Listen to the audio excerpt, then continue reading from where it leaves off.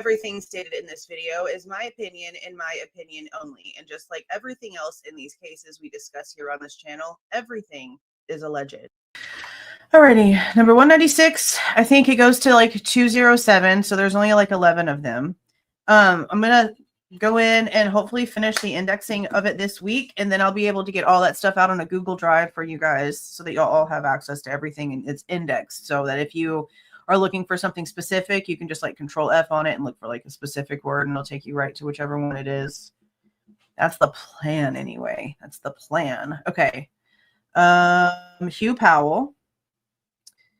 This is November 18th, 2022 at approximately 6:23 p.m.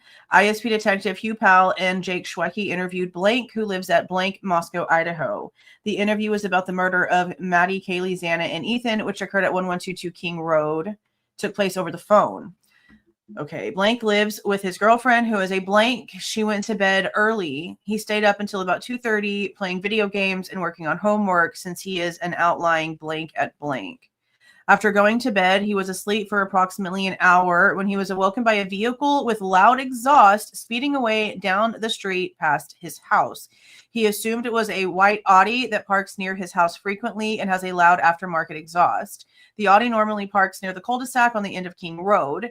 He believed it would have occurred between 3 and 4:30 a.m., but was unsure since he didn't check his clock. Now, the car on the cameras that drives towards the intersection, does a 3-point turn, and then turns around, does not sound like an automatic. And if you watch it when it backs up and then like puts itself back into gear to go forward, it lunges back a little bit like a standard does. It also doesn't sound like it's factory. It sounds like there's some stuff to it. I know those sounds. So they're going to have to do better than this Ridge Road camera all the way down there, and apparently having a camera that's so close that it can see Molly pulling into the parking area and see this say SV1, pulling in behind her as they want to put it, even though she has no recollection of this. They have that's supposed to be like that close and that good, but they're not using that in order to validate the car. You've got to explain that one. You're using a farther away camera instead of one that's closer that should be able to give you more detail. That makes no sense to me. So when he's mentioning, it sounded like this vehicle, even whenever it speeds away. Now, I know a car is going to sound louder and have more oomph to the noise than normal if it's like hella speeding out of there. But that one car that did the 3-point turn already sounded like it was aftermarket just by itself.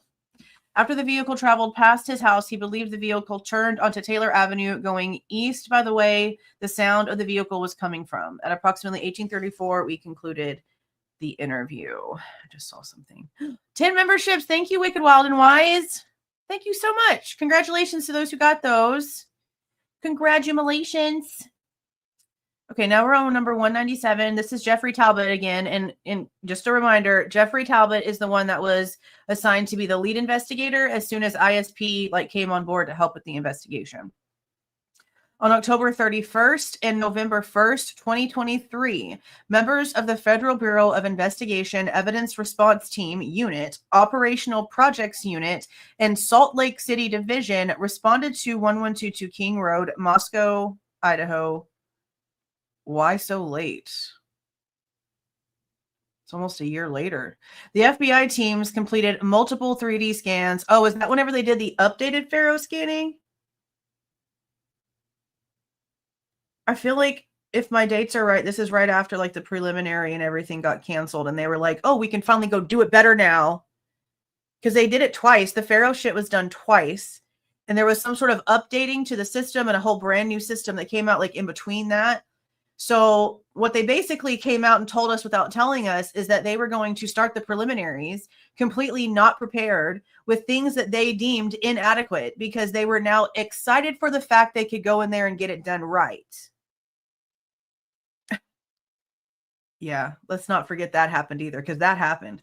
The FBI teams completed multiple 3D scans and photographs of the residence and surrounding area.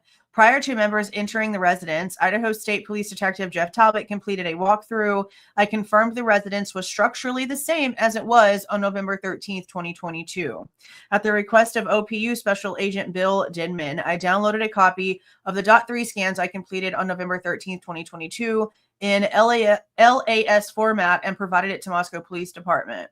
So I wonder if the Salt Lake City division would actually have a copy of these .3 scans, or if they would just say the same thing that ISP said and be like, we turned it over. But it looks like all three, like the feds, ISP, and Moscow would probably have like copies of this. I'm really curious now. Because to get a 3D scan of the house itself would be kind of cool to see. Just to see the differences between like that body cam, them walking in, because we already see how much stuff's getting like moved around, like in the photos and stuff like that. But we know that like pieces of wall, pieces of floor and stuff like that were also like removed, taken out. So it would be kind of cool to see like what it was, because whatever it was, they acted like it was going to be too unsafe for the jury to walk through. And I'd like to see just how true that is. Because as long as the steps were structurally sound, then it's not unsafe. They can wear a mask. They don't have to touch anything. It was more like the acoustics and looking at like the actual way that they would have actually thought that he went through the house. So I'd like to see what it actually looked like inside. I really, really, really would. Okay, so is this another walkthrough? Yeah. On December 21st, 2023, T. Paulette Sutton, bloodstain pattern analysis consultant, responded to 1122 King Road. Also present were Latell County Prosecuting Attorney Bill Thompson, Ashley Jennings, Brett Payne, and Darren Gilbertson. Sutton completed a walkthrough of the residence. Prior to Sutton entering the residence, Talbot completed a walkthrough of the residence. I confirmed the residence was structurally the same as on November 13th, 2022. So this is like over a month later. This one was like Halloween. This one goes all the way to almost Christmas. Okay. Yeah, that was like right before they got rid of it, though. That was right before they destroyed it. 199, Darren Gilbertson. During September of 2023, the Latell County Court received emails alleging violations of Idaho grand jury rules about the case against Bryan Kohberger. The court sent the allegations to the prosecution and defense. Huh. This is interesting. Okay. I emailed the sender blank requesting more information. I advised her I was assigned to the investigation and wanted further clarification regarding the screenshots she had attached to the email. I received a follow-up email from blank on the same day. She stated the screenshots originated from blank and blank. She provided email addresses for both. See email attachment for full information. I emailed both individuals on September 12, 2023, requesting contact to discuss the conversations captured in the screenshots. I did not receive any reply or contact from either of these individuals. Oh, it has something to do with the freaking Goncalveses. On October 12, 2023, Detective Brett Payne of Moscow PD and I emailed Shannon Gray requesting a meeting. Mr. Gray is the attorney representing the family of Kaylee Goncalves. We requested to speak regarding the screenshots showing conversations that appear to reference blank, Kaylee Goncalves speaking to individuals about the grand jury proceedings. I bet you that these are the screenshots between him and Bratton Norton where he admitted that he was talking to people from the grand jury. I bet you anything that's what this is. We did not receive any reply or contact back from Mr. Gray regarding our request. I bet you that's what this is. On October 12, 2023, I was forwarded an email showing screenshots from a Facebook page that is titled The Goncalves Family Page. The screenshots show some of the same screenshots that were forwarded to the court by blank. Part of the posting stated, we recently were made aware of some messages claiming to have fabricated text from blank, as well as trying to incite others to spread lies. While we understand the internet is a big place and people are free to say whatever they would like, we personally feel a line was crossed and we would like to further pursue action. If anyone knows any more about these screenshots, knows who created them, what they said, etc., and would feel comfortable sharing with us, we would be extremely appreciative. This was the last information that was received about the allegations of violations of Idaho grand jury rules. All emails and attached screenshots will be provided to Moscow PD and turned into evidence. I want them. No, bro. Shannon Gray never even bothered to respond. I need to go back and see when it was that Steve came out and said that he was threatened not to talk to anybody. But I don't know if this would even be the same thing, because in his story, he says something off the wall about like meeting somebody up at a hotel or some shit, that it got like so close to him meeting this person at a hotel, and then he got like told by the feds or whatever to back off. But Brett Norton, in all the messages, damn, I have all of them too. In all of the messages, I'm going to put those on a public Google Drive for everybody to be able to read.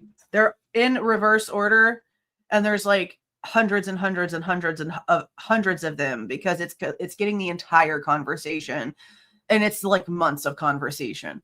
But in those screenshots, he is telling her specifically like what certain grand jury people have like said to him about stuff, because it was after the grand jury, and him all of a sudden apparently wanting information about the Mad Greek is the reason why those two even started talking to begin with. Her story is that somebody else reached out to her and was like, hey, Steve's really curious about the Mad Greek stuff. And it was right after the grand jury.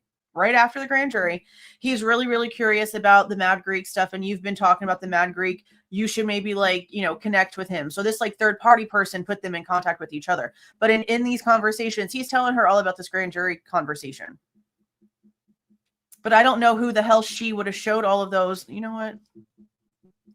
Let me see what date my video was on that situation. Because I did a reaction video to her going over to Melissa Jade's channel, because Melissa Jade did an interview with her. Let's see. I don't even know what I called it.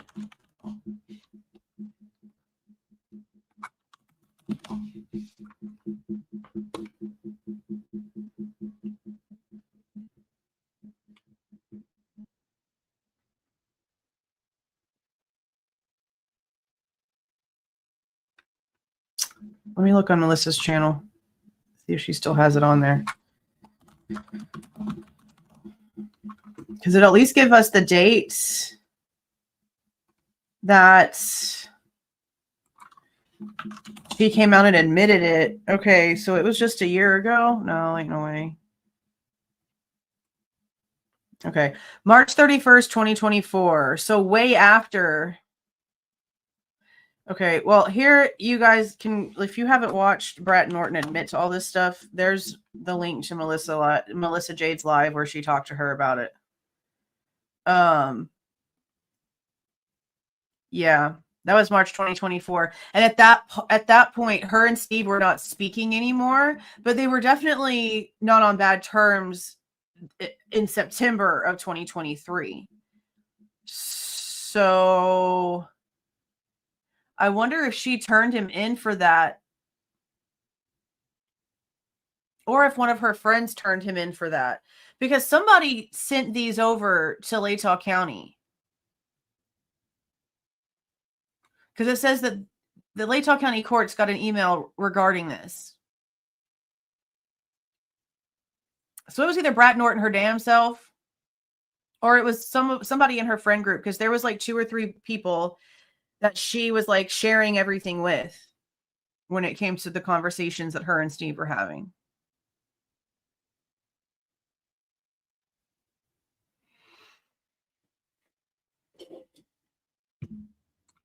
As much as I don't like to go back into the past stuff like that, like sometimes you just like, it's almost necessary.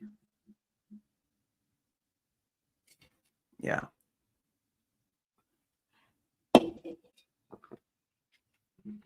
Okay. So now we're on supplement number 200. Jeffrey Talbot again. December 9th, Detective C. Herman and I, Detective Williams G. Adams Jr. Okay, but this is... What? Y'all see this, right? This says Jeffrey Talbot right here. Jeffrey Talbot right here. But down here, this is not Jeffrey Talbot. This is C. Herman and Williams G. Adams Jr. I guess he just used the wrong template. Okay.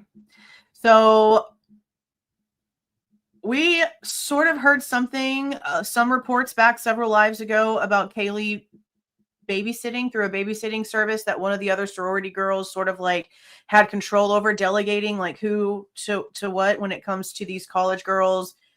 Maybe some guys did it too. Maybe the fraternity did it too. I don't know. But that report was about coaches and teachers, people like that had kids that needed babysitters. They would coordinate with the college students for babysitting. And Kaylee did that from time to time. So I knew from like Twitter and stuff that we were going to have more information about this one.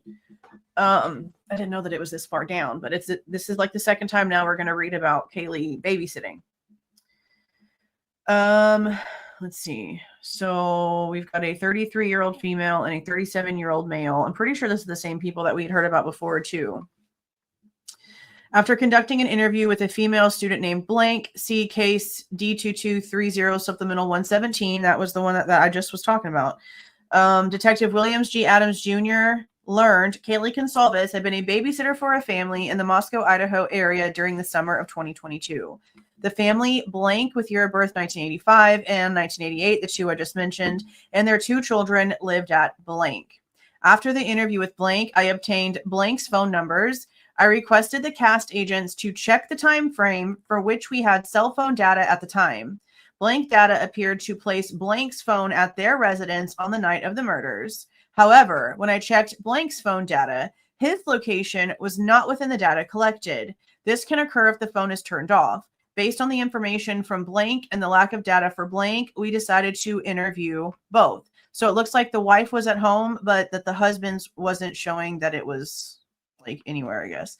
On December 9th, 2022, they interviewed the wife at her place of employment. She works for Blank. Blank had not sent any tips regarding Goncalves' employment with her as a babysitter.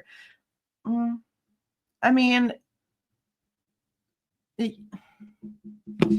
Kaylee babysitting for you like register as a tip though?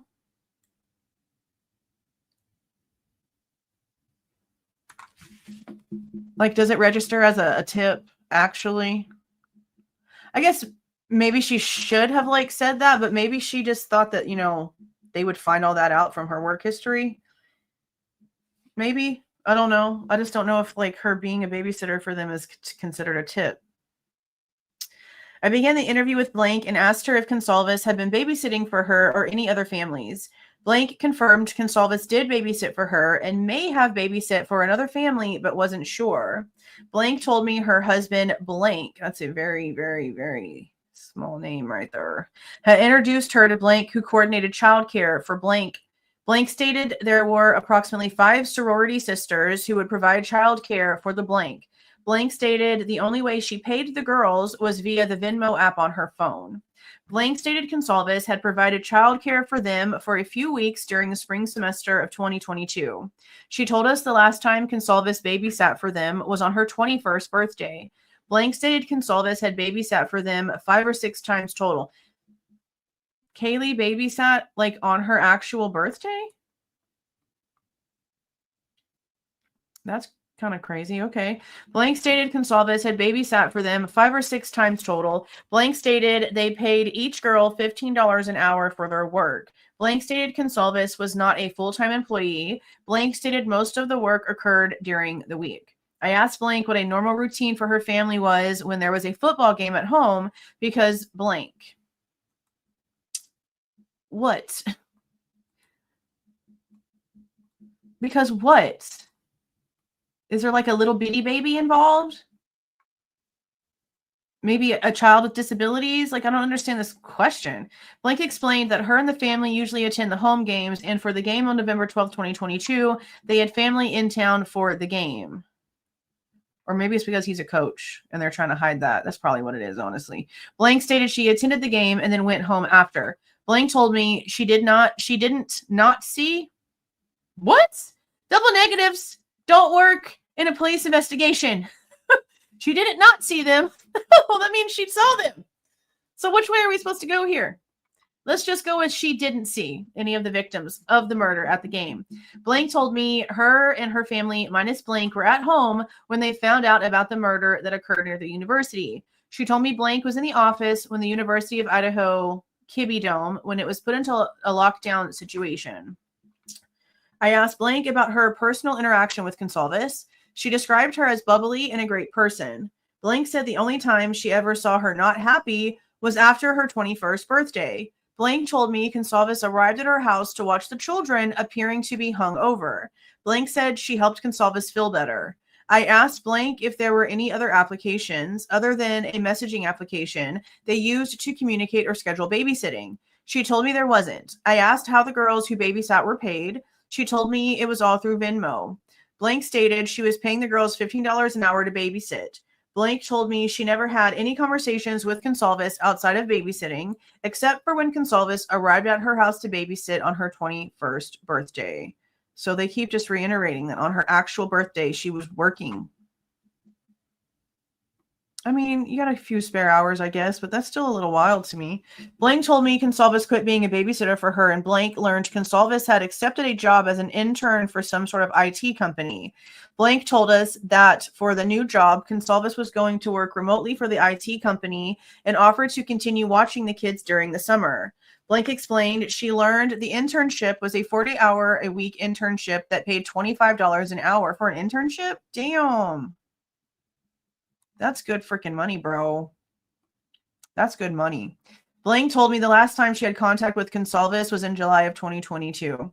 Towards the end of the interview, I asked Blank if there was ever an inappropriate relationship between herself and Goncalves, or between Blank and Goncalves, or any inappropriate relationship with any of the other babysitters. Blank told me there had never been any inappropriate relationships that she was aware of. Blank told me that Blank had little to no interaction with any of the babysitters. The only one who ever attended dinner with the Blank was Blank. We then concluded the interview with Blank. I then contacted Blank and met with him at the Kibbe Dome in the University of Idaho campus. Blank agreed to sit down for an interview with us. At approximately 11:37, the interview began. I explained why we wanted to talk with Blank. Blank was not nervous and not afraid to speak with us. Blank explained he was a blank for the Blank. I'm pretty sure he's a coach. Blank then went on to explain he met Blank while working and asked if she would be willing to babysitting.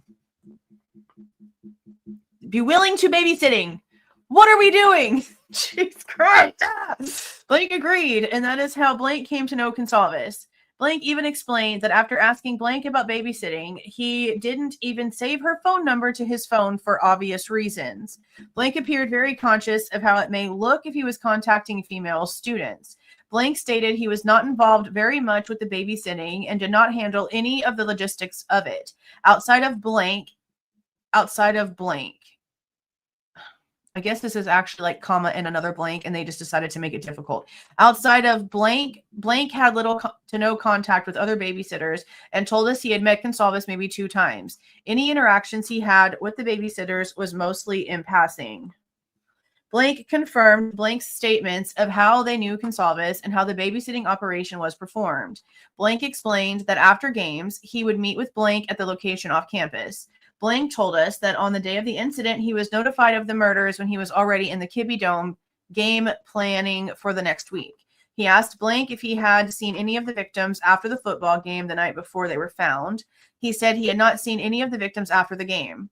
I asked Blank what he did after the game. He stated he went to the Best Western, as it is custom after the games, with other Blank, and then went home. It's custom to go to a freaking hotel? Okay. That's weird. I asked Blank what his contact was like with the Blank. He told me his phone was always on and that Blank could reach out to him if need be, but that was not the standard. I asked if his phone was normally on 24/7. He said it was. Interesting, because apparently they didn't know, like, you know, where he was.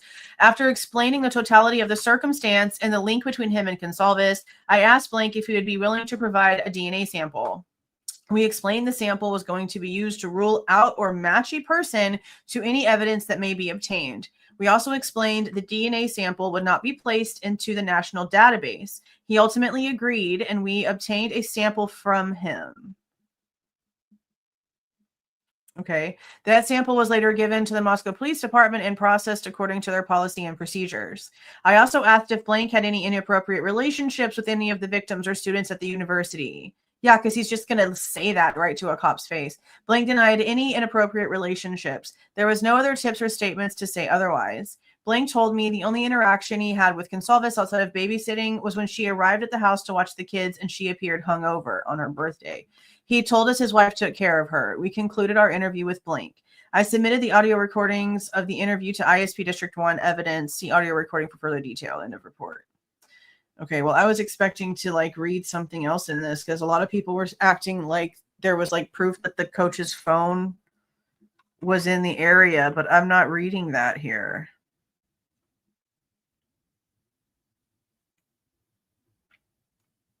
I mean, it is like a little interesting that his phone information, like, well, if he wasn't home though, I guess I'm just not really quite understanding what people were looking at.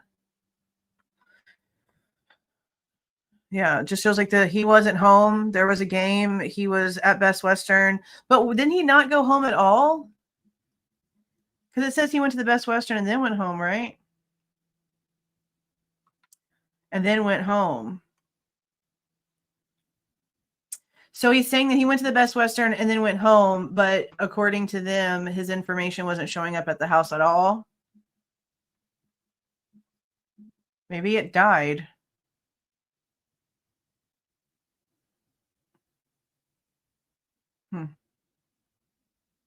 I guess it was just inference because of the difference there. It's interesting. Yeah, that's kind of strange, right?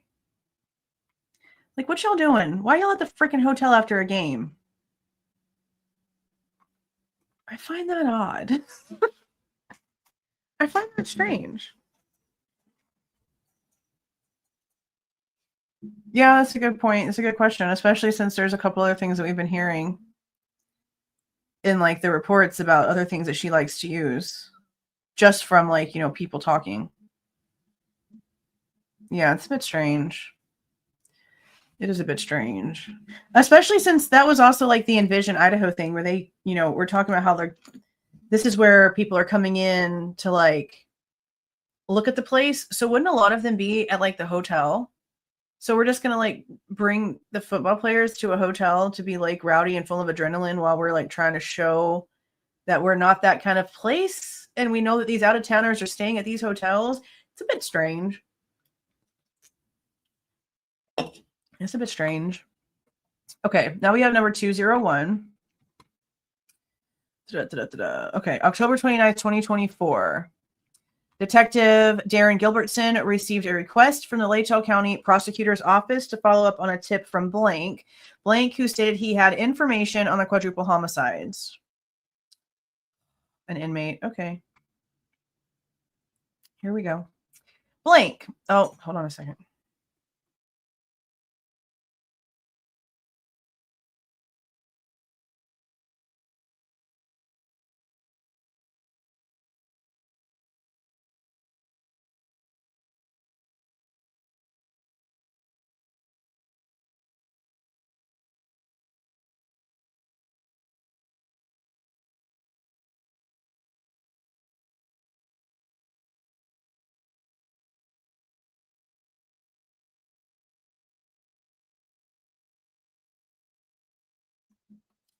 Okay.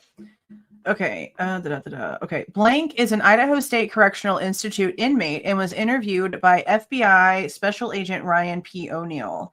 Blank made numerous claims during the interview about the circumstances surrounding the murders and who was involved. He stated the house where the murders took place was a location where he provided security to individuals who delivered unknown items to the house. I feel like we've read something similar. He stated he did not know what they were delivering, but understood what they were doing was illegal. We did. We read something extremely like this. I think it was in the MPD reports. Blank referenced several individuals by nicknames, but did not know full legal names. His main associates were blank and blank.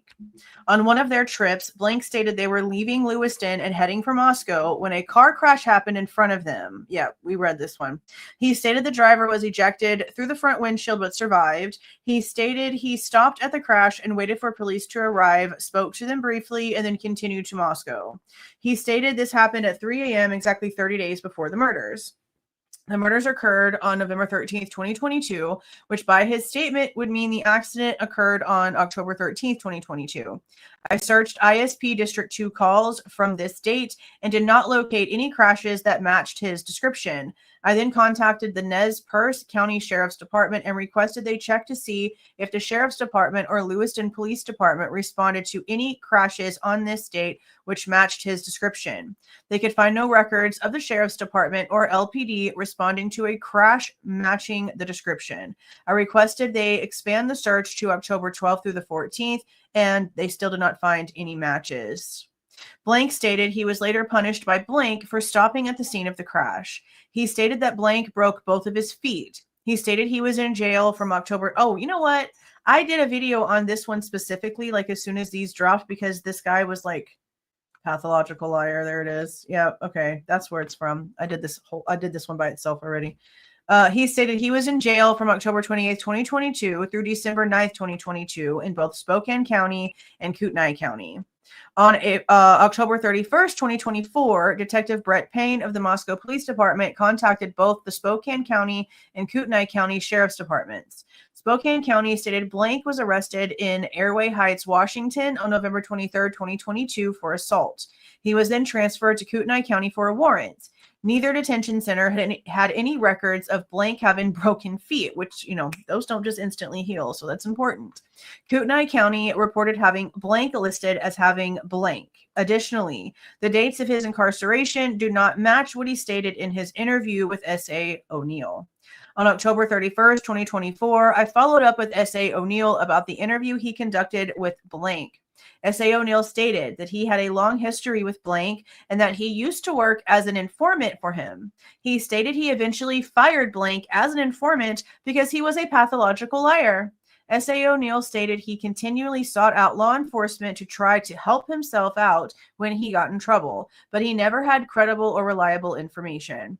S.A. O'Neill stated during the recent interview with Blank he did not find him credible and did not believe anything that he said in the interview. Yeah, I remember doing that video on that. Did you hear University gave the Chapins diplomas? What do you mean? Like, didn't they graduate?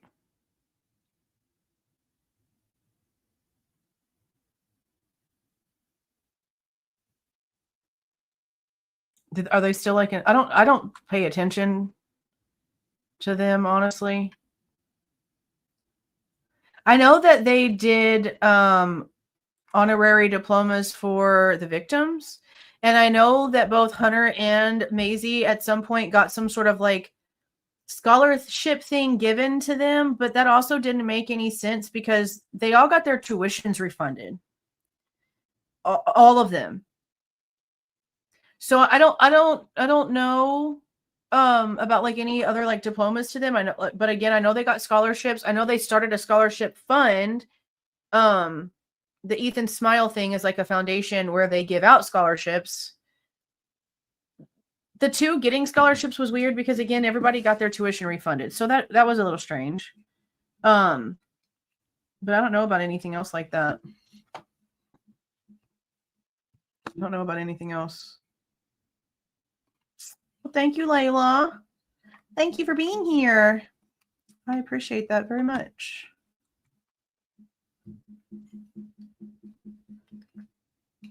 Yeah, because all of them got honorary diplomas after they passed away. Except for Kaylee. Like, I think they gave her like her full-on one because she was going to be graduating early anyway.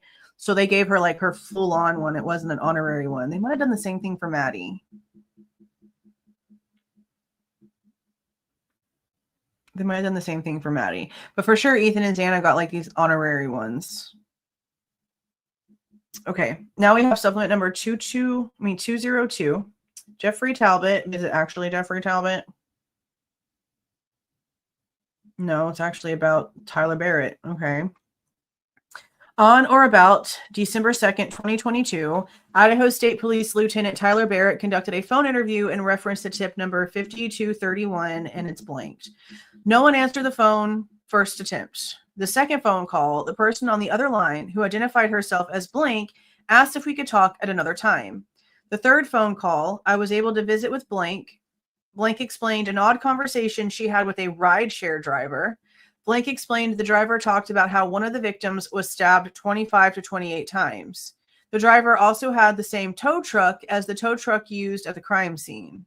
The driver worked at blank. Blank also brought up other random information. See recording for full interview details. Tip 5231 was subsequently closed. So some cop was talking to the tow truck guy. I mean, that's kind of what it sounds like. But what do you mean? Okay, rideshare driver in the tow truck. I've been driven home by the tow truck driver that was pulling my car before. Is that what this situation is? But to call a tow truck driver just a rideshare driver off the top is a bit strange because those two things are not the same. And if he was a rideshare driver, why the hell would he be showing her his tow truck? Maybe it was just in conversation. Hey, you ever need a tow? Here I am. Here's my card thing, maybe. But it just sounds like he was, the cops that he was talking to while he was helping do stuff, they probably were just talking. They were doing a lot of talking before the gag order, that's for sure. On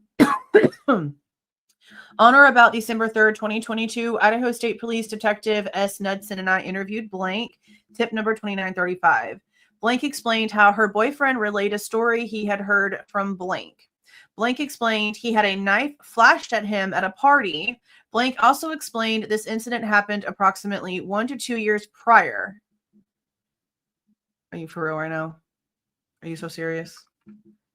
These were turned over to MPD. People are wild. On or about December 2nd, 2022, Tyler Barrett conducted a phone interview in reference to 5231. Is this the exact same thing again? The summary narrative and the narrative itself is literally the same thing. Literally the same thing. Okay. 203. What is this? Thank you for the 5. Delete that. Someone posted proof on Reddit that the wreck happened. The wreck they said found no record of. I saw comments about that. I'll go look on Reddit. I'll write that down right now so that I'm reminded because, I never remember when I want to go look at. So let me write that down. I know that somebody had said in the comments that they had went in and found something too. And that could be true. Like there could be, proof that an accident happened. But Home Dude is also like wrong about the dates he was incarcerated and lying about having 2 broken ass feet. I'm just saying. I'm just saying.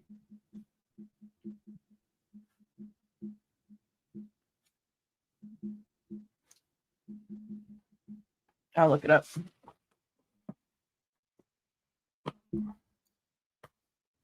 I'll look it up. They did. They really did. Okay.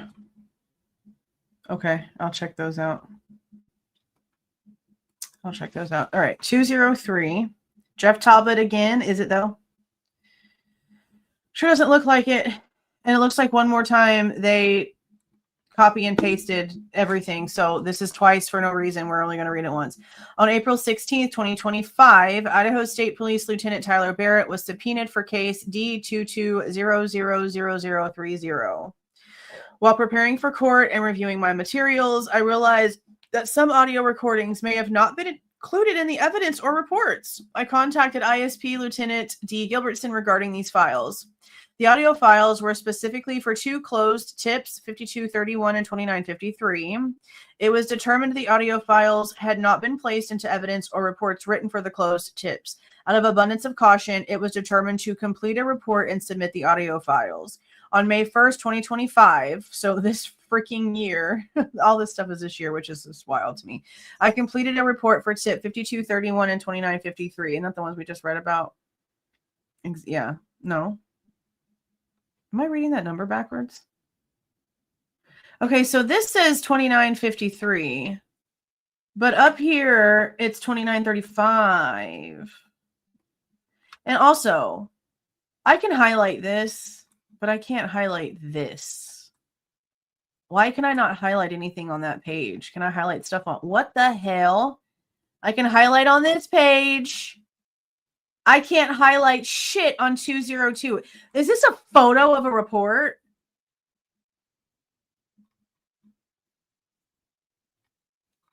Look, I can highlight this one. Can't highlight shit on this one. So, okay, so then it says 2953 right here. Y'all need to come in here and fix this. Y'all did something stupid. It is weird, right? Like, I can do it here.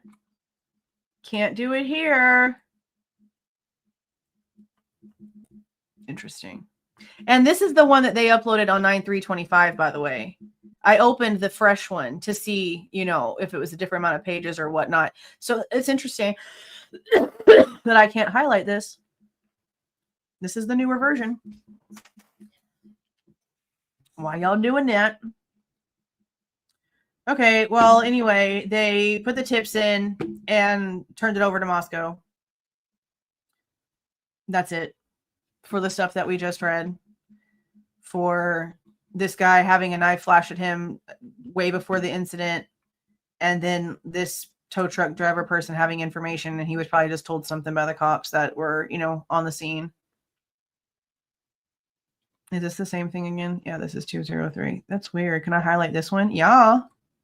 Can I highlight this one? I don't like that. I don't like that. That looks shady. Don't do that. Y'all shouldn't be doing things that make us ask questions. Like, y'all shouldn't be doing that. Is it also like a different shade of color? It's darker. It is a picture. This is a photo.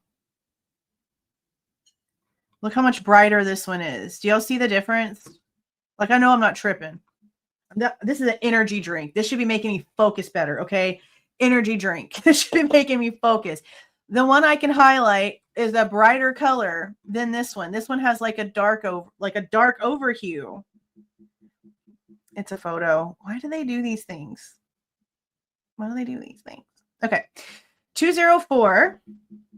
Gideon Roberts. On May 30th, 2025, ISP Detective Gideon Roberts contacted multiple subjects by telephone who had been identified as witnesses by defense counsel for the upcoming trial of Bryan Kohberger. Kohberger has been charged with the murder of Kaylee, Maddie, Xana, and Ethan. Okay, blank. He had been subpoenaed by defense counsel for the first trial, but has not been subpoenaed for the new trial. He has not had any contact with defense counsel or Kohberger. I wonder if this one might be Enon Harsh. See, that's something else that I forgot to do was go back and listen to what he had to say on Outcast's channel. I need to get more organized. I used to be so OCD about literally everything, and then my daughter got sick and it like reversed my OCD into where now I'm just like a mess. But you know, it's been long enough. I really need to get my OCD back. I would do a lot better if I had my OCD back. I'm not even going to lie. I need to get more organized. Okay. I wonder if this one's Enon. Because we know that he was apparently, even though we see no reports about him talking about shit in anywhere, he was apparently subpoenaed for the prelim. Okay. The next one is he has not received a subpoena or had any contact with defense counsel or Kohberger. So this person right here, they had him on the list, but he hasn't been subpoenaed at all. I wonder who you is, bro. This other person, he was interviewed by defense counsel around 4/2/24. Oh, hold on a second.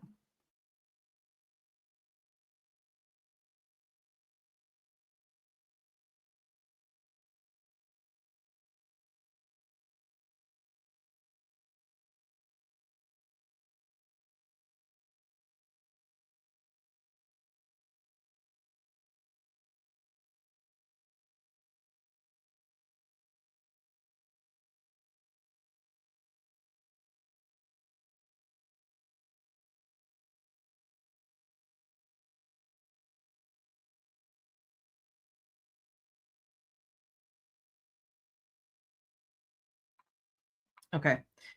Okay. This next person was interviewed by defense counsel on 4/2/24, which was arranged by WSU, as was attended by WSU Attorney General. So he must be a student. This guy's either a student or one of the professors, Snyder maybe. He has not received a subpoena or any additional contact with defense counsel or Kohberger. She has received subpoenas from the state and the defense counsel for Kohberger. She has not had any direct contact with defense counsel for Kohberger. However, retired attorney and family friend Blank communicated once with Blank on her behalf after she received her subpoena. So whoever this is, both sides wanted to talk to her, wanted her on the stand. That's interesting. Blank said he has received subpoenas from the state and the defense. Okay. He has had no contact with defense counsel other than to call their office after receiving the subpoena, inquiring as to when he would have to testify. Defense counsel has not called him back.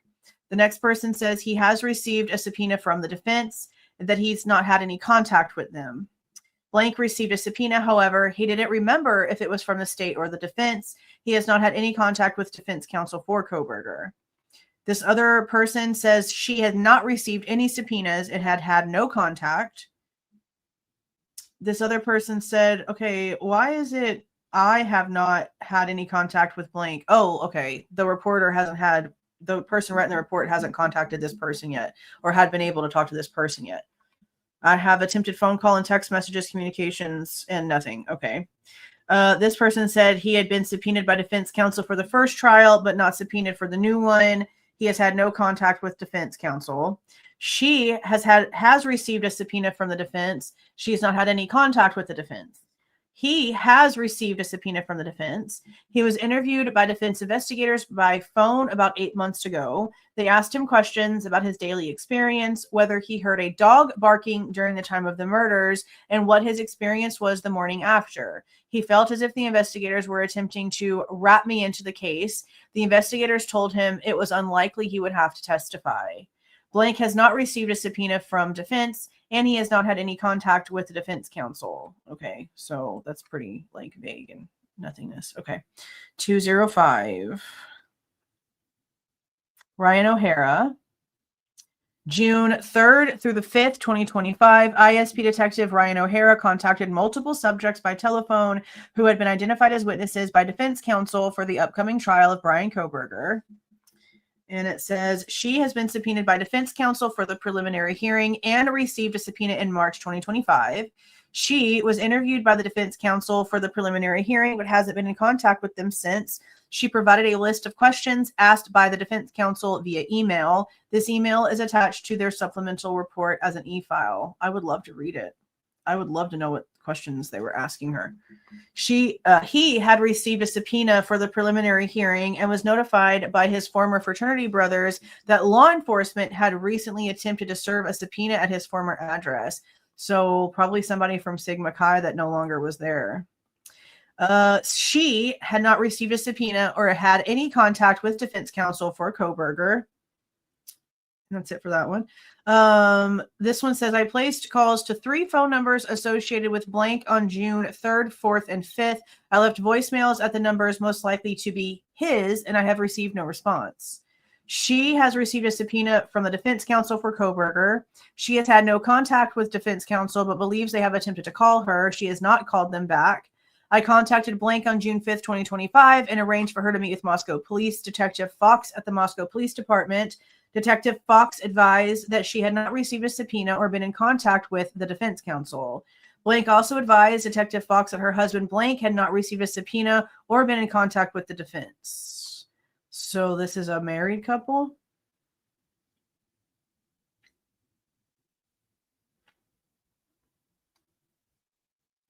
This is a married couple? Interesting. Okay. 206, second to last one. Hugh Powell. On May 30th, 2025, ISP Detective Hugh Powell contacted multiple subjects by telephone who had been identified as witnesses by the defense counsel. Okay. Defense subpoenaed him on 4/18/25.